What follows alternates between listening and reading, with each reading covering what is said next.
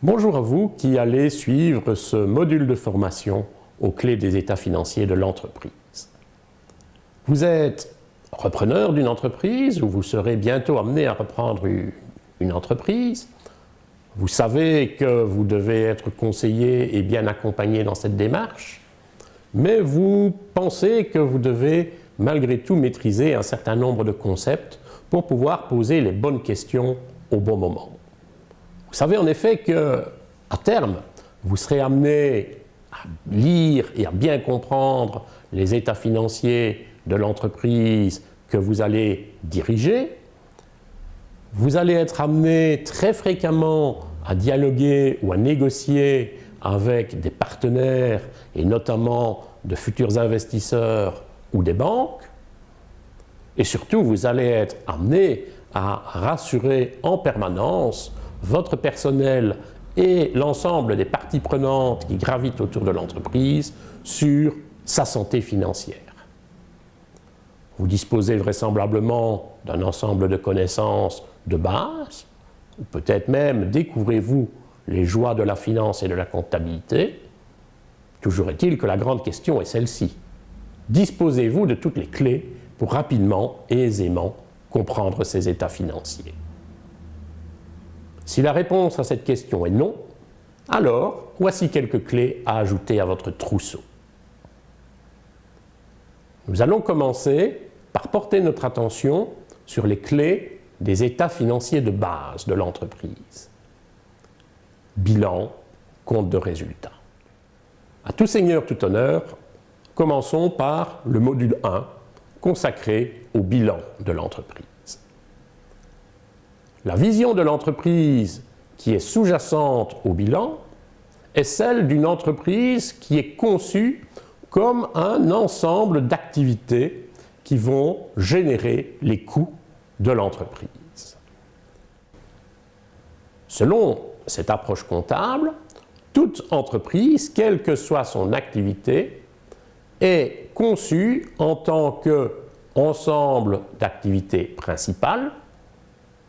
Que vous ayez une activité de production ou de prestation de services, vous allez d'abord concevoir vos produits et vos services, puis vous allez les produire et enfin vous allez les délivrer. Dans n'importe quelle entreprise, ces activités principales sont soutenues par des activités de support. Des activités de support à la gestion, telles que la stratégie, la gouvernance ou la gestion financière et comptable de l'entreprise, et les activités de support au métier, telles que la qualité, la sécurité, la gestion des ressources humaines, l'entretien des infrastructures ou la facturation. Dans la logique comptable, les ressources d'une entreprise sont affectées aux différentes activités qu'elle mène au quotidien. Ce sont les activités que vous menez au quotidien qui vont consommer progressivement les ressources et générer progressivement les coûts de l'entreprise. Au final, ces activités vont déboucher sur des biens et des services qui vont être produits et puis livrés au client. Et c'est le client qui, en bout de chaîne, amènera le chiffre d'affaires créateur de valeur ajoutée pour l'entreprise. Cette vision comptable repose sur la vision d'une entreprise conçue comme un portefeuille de ressources. Les ressources d'une entreprise sont au nombre de 4.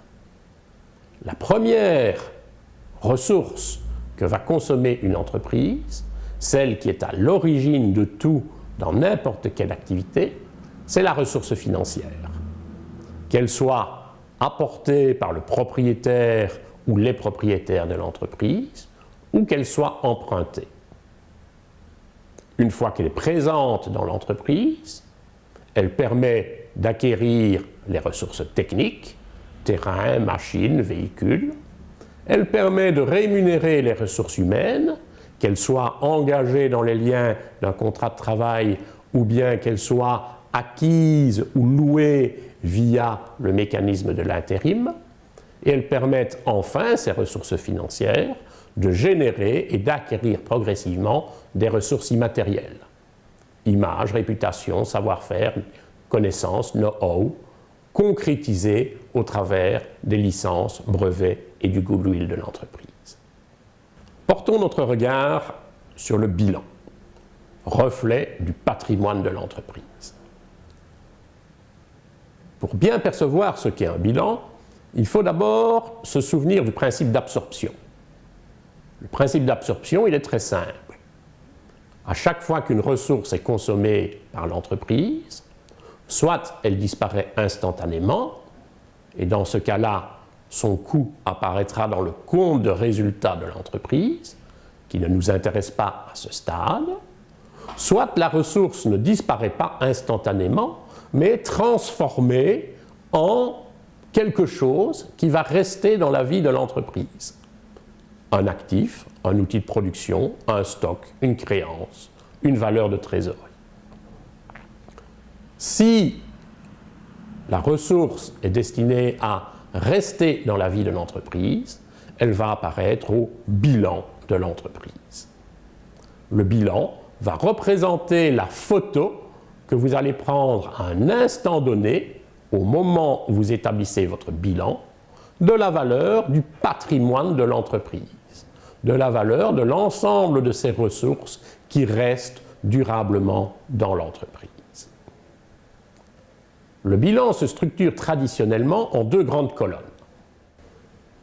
La première colonne est celle de droite, la colonne du passif. Elle reprend l'ensemble des ressources financières de l'entreprise. Les ressources propres, appelées aussi fonds propres, qui sont apportés par les propriétaires de l'entreprise, capital social, augmentation de capital, qui sont éventuellement générés progressivement et épargnés progressivement par l'entreprise grâce aux réserves et aux résultats reportés qu'elle génère grâce à ses bénéfices. Quant aux ressources empruntées, elles sont auprès des banques, auprès des fournisseurs au travers des délais de paiement, auprès des institutionnels publics au travers aussi des délais de paiement octroyés par l'ONSS, la TVA et d'autres institutionnels, et éventuellement même auprès de vous-même via le mécanisme des comptes courants d'associés. Ces ressources financières vont donc être consommées dans l'entreprise et déboucher éventuellement sur une série d'actifs qui vont rester durablement présents dans l'entreprise. Les actifs qui vont être les plus tangibles vont apparaître en tant qu'actifs immobilisés. On va y retrouver les actifs immatériels, les terrains et constructions, le mobilier, le matériel roulant, les machines, et même quelques investissements financiers qui représenteront par exemple les parts que vous prenez dans d'autres entreprises ou dans des entreprises partenaires. Nous allons retrouver aussi à l'actif du bilan toute une série d'actifs qui sont générés automatiquement du simple fait de votre activité. Par exemple, les créances commerciales que vous aurez sur vos clients et les stocks que vous allez constituer progressivement au fur et à mesure de votre cycle de production, des stocks de matières premières jusqu'au stock de produits finis. Enfin, dernier actif, les actifs de trésorerie, les valeurs disponibles et les placements de trésorerie. En clair, vos différents comptes en banque. Une règle fondamentale va émerger. En matière de bilan, la somme de la colonne de gauche égale toujours la somme de la colonne de droite. Le total de l'actif est toujours égal au total du passif. Portons à présent notre regard sur le bilan en pratique. En pratique, le bilan va apparaître sous la forme d'une première liste de 10 postes d'actifs. Vient ensuite, en regard de cette liste de 10 postes d'actifs, 10 postes du passif. La structure d'un bilan est identique d'une entreprise à une autre.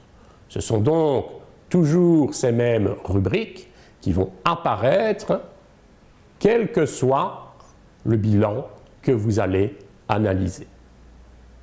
Le bilan d'une entreprise, pour être utile à l'analyste, va toujours être considéré sur plusieurs exercices comptables, de manière à pouvoir faire apparaître les évolutions.